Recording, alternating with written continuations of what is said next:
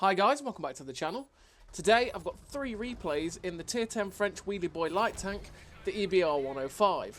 Now this is the pinnacle of the Wheelie Boy light tank tech tree, and it's a pretty darn good light tank. I've really enjoyed playing this tank. It's my second favourite in the line because I just enjoyed playing the Lynx. There was something about me and the Lynx. It just, when you get that tank where it might not be the best, but you click with it and you really enjoy it. That was me and the Lynx. I really enjoyed the Lynx, but this is my second favourite in the line behind that because it is a lot of fun and it's actually good. It's a very, very capable light tank. You've just got to get used to driving the wheels.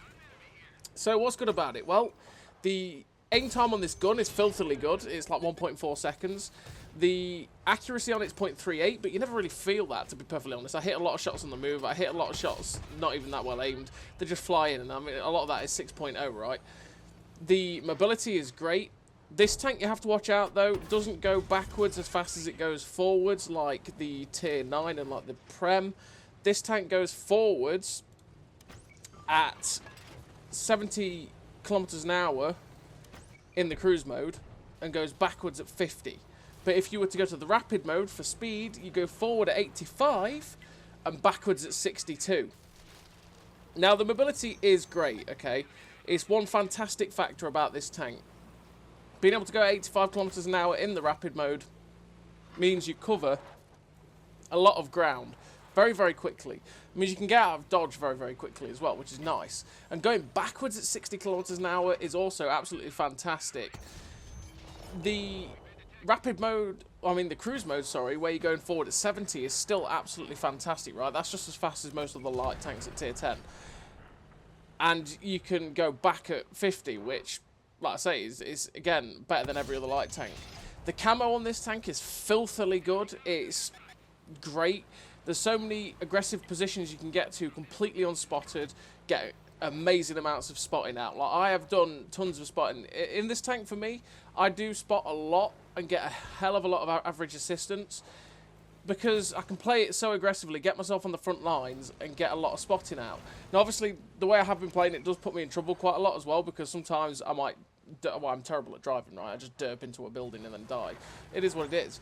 But we do manage to do a fair whack of spotting. And we, there's times where we do get a fair whack of damage out as well. Because the two things that are bad about this tank, and really they're probably the only two strong weaknesses of the tank, is the penetration and the DPM. The DPM on this tank is pretty poor. Now, obviously, you can put...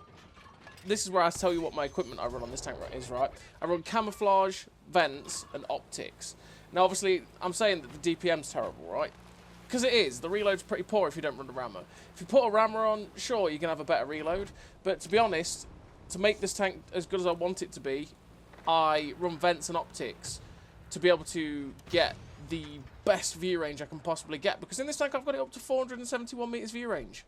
And that's without the food boost as well, which pushes it up even higher. So to have that 471 meters view range, which is absolutely fantastic view range, and then to be able to boost it up, add that into the extremely good camo. Again, like I say, you can get tremendous amounts of spotting, and it's a slightly different playstyle to the rest of the line, to be perfectly honest, because the other parts of the line, sure, the camo is great, but the view range on those tanks is absolutely abysmal, whereas this tank actually has some light tank type of view range that you can start spotting with when you've got it fully boosted and crewed up, right? Because it's 360 base view range, which is terrible for a tier 10, but like I say, if you get up to 470 odd meters view range with all the bells and whistles, that's amazing for a tier 10 tank generally, or a pretty decent anyway. I mean, if I think about tanks like the Sheridan and other light tanks, I can get it up above 500, like you're talking 530, 540 quite easily, and that is insane. But the thing is, they don't quite, some of those don't quite have the camouflage and stuff like that of this tank, and the mobility, obviously. The other bad point about the tank, as well as the fact that obviously the DPM is pretty poor, is the penetration. The penetration is pretty darn shocking, but you don't feel it that often with how the tank plays, because 190 pen on the APCR, which by the way has tremendously terrible drop off on its penetration. I think it was in the stats something like 140 pen at 500 meters or at 400 meters. It's absolutely terrible. So you pretty much won't pen many tanks at tier 9 or 10 with that penetration. There's a lot of tanks at tier 8 you won't pen with that at distance. But you do have 240 heat pen, which doesn't lose pen over distance. So you got to bear that in mind. And 240 heat pen is still not great for a premium round, but it's workable, right? That means you can pen most weak spots anywhere. Type 4s and Type 5 heavies, unless you get the side of the turret with heat, and even then, they are an absolute pain to pen. I will put that there for you, because, well, a lot of it's spaced armour, and 240 pen is just not going to do well against it. But like I say, because of the way that this tank can play, mobility, you can get flanking positions and you can get good shots at them like you can. Like, I've sort of changed up my position a little bit on this mouse gen and be able to do it. I wouldn't be able to pen that guy with APCR, so I have to have the heat loaded. But yeah, so on the whole, this tank, because of the strength and the mobility, the camo, and the view range, it's absolutely fantastic, and I've really, really enjoyed this tier 10 wheelie boy. It's been a lot of fun. You've just got to get used to switching between the modes and knowing when you've got to use the rapid mode and the cruise mode. Bridges are dangerous, by the way, if you're not used to the steering. Be careful on them. Yeah, and it's pretty damn decent. And let's say I've really enjoyed playing through it. It's been quite a blast to play, to be honest. It's one of those tanks that's just been really quite fun to play. I've really enjoyed playing it. You can also, if you can see why I take 7 HE rounds as well, you can also abuse the HE rounds quite a lot. There's a lot of tanks you can pen in the rear with HE. I'm looking at you, British heavy tanks. And also, there's a lot of light tanks that you can just destroy with this HE too. So in terms of a crew, I run the same as I have on all the other wheelie boys, because just keep it simple and it works, to be honest.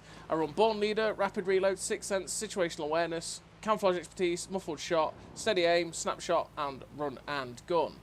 Now, run those perks because, like I said before, having the best gun handling I can possibly get out of the crew is paramount, really. It really helps you when you're trying to fire on the move and stuff. Having the best camo I can possibly get as well with Muffled Shot and Camouflage Expertise is great, and keeping my camo down while I'm also behind camouflage is great. And then all the other perks are standard. You could drop one of the perks for Wheel Mechanic on this tank, because you do have a little bit more HP, and also tanks tend to hit a lot harder. So if you lose a wheel and then you're going really slow, it can be a downfall quite a lot. But that's just what I run. You experiment with it. That's just the base. Really, all the crew setups I'll ever tell you are sort of the base crew setups that I will always run on the tanks. But it leaves room for experimentation. And if you think, oh, you know what, I might change that out and put this in instead to see what that's like, you do that. You do you, essentially. So we're on the first game, and we're on Erlenberg. And Erlenberg, like I said in, I think it was the EBR 90 video, Erlenberg is one of those maps that is a great map for wheelie boys, because there's a lot of flat ground, there's a lot of space to maraud, there's a lot of places you can get spotting and get assistance from. It's pretty nice. And in this game, we have managed to get 4.4k damage and 2.4k assistance. Now, the 3 games that we've got here today are not outstandingly amazing games, but they're sort of the different ways that this tank can be effective. So like, this game is a damage dealing game, the game after is a spotting game, and the game after that is a mix of both. Just to show you what the tank's like. And I say I've really enjoyed playing it, because this flanking ability is great. This gun, like I say, for 390 alpha is nice. The accuracy on it, I don't feel the .38 accuracy at all. It pretty much hits all of its shots that I'll ever want to hit. I hit a lot of shots on the move with it. The aim time at 1.4 seconds is ludicrously good. And obviously, if you're running vents, food, Born Leader, stuff like that, that aim time is actually way better than 1.4 seconds. You're probably looking at, what, 1.3, maybe even 1.2 second aim time, which is insane, right? And it means that you're pretty much always aimed in, which is lovely. The one thing with the EBR 105 is the same as it is with the EBR 90 and the links. You've just got to get used to when you have to use the rapid mode and the cruise mode. Now, this tank, actually, with going forward at 70 kilometers an hour, because of how that is a rapid speed to go forwards with, you don't often need the rapid mode in situations like this. So I could be going quicker, right, but I don't need the rapid mode, because I just need to keep manoeuvrability a bit better, and being able to go at 70 kilometers an hour is good enough. And obviously, because this tank also goes really quickly, there is a bit of a problem with it, that it does spin out a little bit at 70 kilometers an hour, but you notice it more when you're in the rapid mode, going at 85 kilometers an hour. The tank skids a hell of a lot, and that is also a big problem. The tank skids a lot, and you lose all speed and momentum, and that can kill you a lot. So in this, anyway, in this game on Erlenberg, we've managed to whittle it down to me and this other light tank against the heavy tank and the medium tank. I was just waiting for the other light tank to get onto this flank on the opposite side, because we're going to try and create a crossfire. The chieftain gets spotted going that way. They're both in a platoon, so we know they're going to go separate ways, or not separate ways, similar ways. And this chieftain is a one-shot, right? So we want to get rid of the chieftain. So I come in, surprise, surprise, hello, get rid of the chieftain, swivel round, which wasn't intentional. I just sort of stopped pushing forward on the thing and I skidded.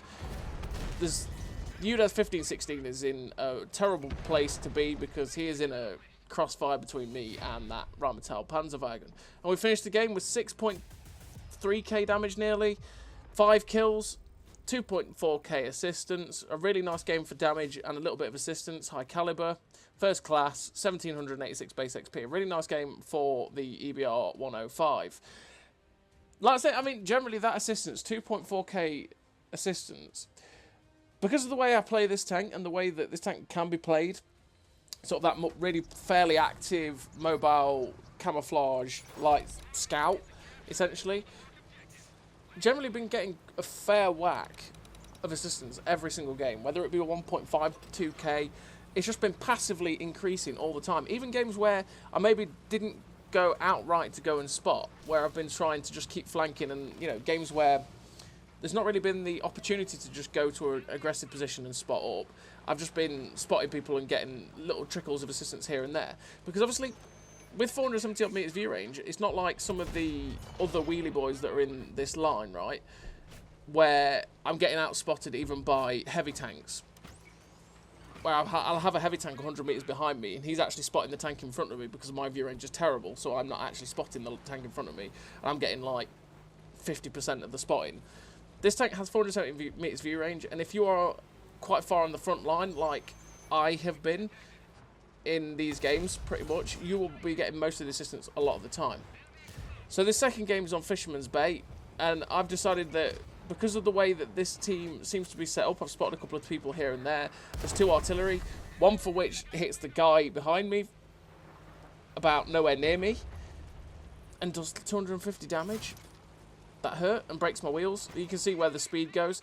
I want to keep spotting, and I want to keep trying to get flanking shots. So we get some nice shots into this 4202, which is a fellow pleb. Sorry, pleb. And because he's gone spotted, I know I've got these guys in the middle. I'm like, right, okay. I've got these guys in the middle. I've got support.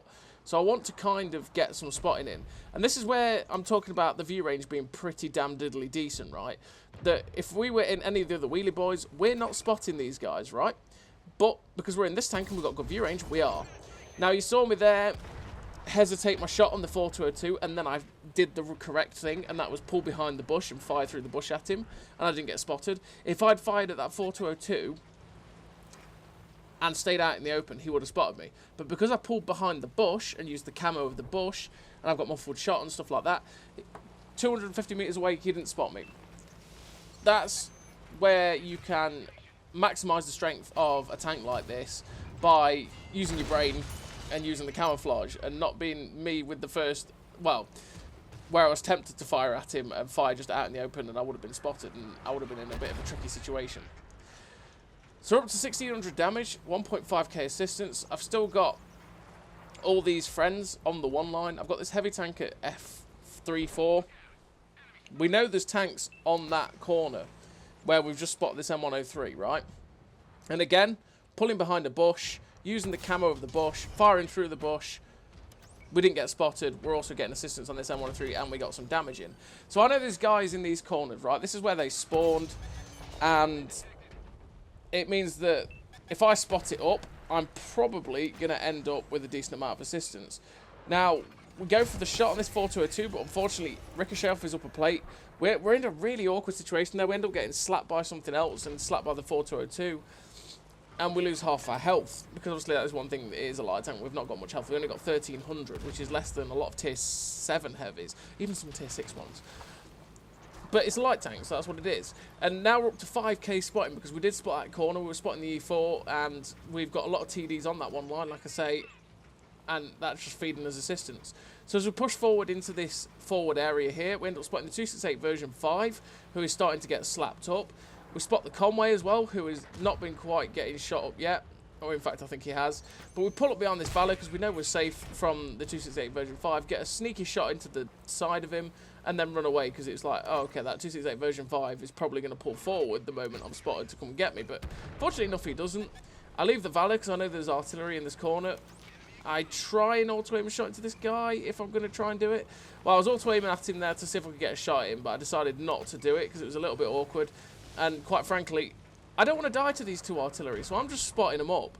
I'm just like, please, my artillery, please, blap them. Give me some assistance. Unfortunately, one artillery misses. We reload HE because I can possibly one-shot one of these artillery with the HE. So I'm just being careful because, like I say, I don't want to die to these T-92s. And they're both in a platoon. They're both looking every time I try and poke. Fortunately enough, the medium tank gets one shot into one of them, and they're both not looking my way. So I get one shot into one T-92, finish him off, and I don't get a chance to get the other one. I just didn't want to die to the T-92s, to be honest, at that point. I was like, nah, I'm okay. I was hoping that my artillery would counter battery them and get a decent amount of resistance from it. But we finished the game with 2 kills, nearly 3k damage pretty much, 7.3k assistance, the scout medal, spot ribbon as well, 1535 base XP, which is a decent game for a tier 10 light tank. And like I say, I mean, that's what? 10.5k combined. A good amount of assistance. It showed what this tank can do with its spotting, because, like I said, the view range is actually pretty decent when you've got it fully kitted out on this tank, which means you can actually spot targets and you don't feel useless in getting out spotted by heavy tanks. Like I say, a bit of pain with the previous wheelies where they've got absolutely no view range. Like I said, 360 meters view range is low, but because it is at that 360 point, with situational awareness and food and born leader and coated optics and vents, you can boost up that view range just so high, and it just gives you the opportunity to get a ton of assistance and actually feel like a scout tank, not a tank that's just extremely mobile and can flank well. And as you see there, so they still do suffer from fairly dodgy physics, where randomly I landed on my side on my wheels, but randomly just bounced back into position. Yeah, I don't know. I don't know either. Okay, I just don't know. Unfortunately, we didn't pen the T62A there, and we're just pulling backwards and forwards here to make ourselves just not an easy target, but we are spotting. We're up to 1350 assistance, 436 damage, because we've got a little bit here and there. I'm just staying in this bush for a minute to see if anything else pokes, because look at the TD line, the gun line we've got, I should say. It's not really a TD line, there's 2 TDs. But we've got a big gun line, so it's like, right, okay, I'm going to go try and spot for this gun line, and try and get myself in a position where I can get more more flanking shots at people. So we've actually got a flanking shot, this I-7. At the minute, I've got myself so in a position where I'm covered from the guys on the right, but I do have good shots at this I-7 in the side. 2.1k assistance now. The I-7 gets shut down, so we've not got that potential threat to our front. I'm just going to put around this corner, get a free shot into the back of the Progetto as he's running away, and then run backwards. Because obviously that is a benefit of the wheelies as well, is the fact that they go back really, really quickly. So I could pull forward there at nearly 70 kilometers an hour and then pull back with great power to weight at like 50, which is something that obviously you can't do in pretty much any other tank in the game. So if you pull forward to get shot, you can get back out of dodge just as quickly. It's pretty nice. It's a pretty nice thing to have. So our Centax went in on the 907, so I was going to try and get a flanking rear shot at him, because like I say, the one thing with the wheelies is always flank, flank, flank. If you can flank a target, do it, because obviously 190 pen is not going to do much against a lot of fronts of tier 10s, but if you get the rear and the side, and you can use the mobility of the tanks to do that quite effectively, you can get a good amount of damage off yourself. So I've pulled into a position to try and spot for this medium gun line that I've got. We spot this T95E6, go for a chancy shot on his lower plate. Fortunately enough, he misses us, but we bounce because we really do have to hit his lower plate to pen that T95E6, otherwise we're always going to bounce on that guy. But we were spotting him and the Progetto 65, and that medium gun line decimated the Progetto 65 and got a fair chunk of damage into the T95E6. So up to 4.5k spotting now with 1200 damage. The T95E6 pokes out. I end up tracking him in place with a nice little shot on the move, because like I say, RBRT shots on the move, this tank's alright. We've nearly reloaded, that guy's just fired. He does have a really rapid rate of fire, But I know that because I was nearly loaded, I'd have enough time to get a shot in, and because this gun is pretty much always aimed, I didn't have to worry about aiming the shot. Now, this is where penetration is going to let us down a little bit, because I have to get his lower plate. I'm going to try and get a shot into his cupola here, but the cupola of the T95E6 is about 230 effective, something like 240 effective. I didn't think about that at the time when I did it, which meant that my 190 pen, even at the close range, was never going to go through that. It was barely a 50-50. So we poke over a little bit there. I was going to go in on the 215B. No, I think it was the medium tank that I knew was spotted. I was going to go in on that guy because my friends are going around the side. But I decided, the moment I saw the Death Star and spotted the artillery, hell nah, I'm not doing that. You saw me full on nope out. The T92 ends up... That poor Centurion Action 10. He ends up getting shotgunned by the T92. And now it's time to go in on this T55A. We get a nice shot auto-aimed into his upper plate. I'm just manoeuvring, trying to make myself a little bit awkward for him, but he gets a shot into us. I'm waiting for the reload. It's a little bit risky because he does reload pretty quickly. Fortunately enough, he does miss. That was a very risky shot to take at that T55A, and we got away with it. And I'm just going to try and reverse up this hill now to get another shot in, but it doesn't quite work out. We can't quite do it. We're still at 4.6k damage, 4.6k assistance and 3.2k damage. Get it the right way round, you fool. And we're having a pretty nice game, and it's been a pretty decent game here on Vineyards. I'm now loading the heat because we've got this 752, who I'm not going to pen with 190 pen. It's going to be a struggle. Unfortunately, we bounce with heat, and this type of tank is where it's going to be annoying because a lot of his tank is spaced armor, and that just means the heat is not going to go through. Unfortunately, we aim at his lower plate and end up hitting his tracks, and that tank does have the similar thing to the 257 where you can't track and pen it that easily. Well, you can't really track and pen it unless you're shooting up. And we ended up getting our heat shell absorbed. We get a nice shell into the Tusk for 3.6k damage. But he gets shut down there by the M60. We don't get a chance to finish him off. But we do have a nice game to finish off. It's sort of a mixed damage and assisted game to show what a tank can do. Finishing with Confederate, the Sniper Medal, 1442 base XP, and a really nice, fairly nice game for the EBR 105.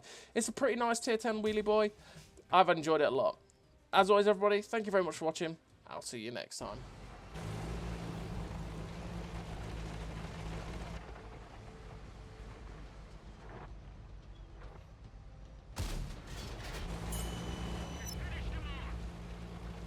A great success!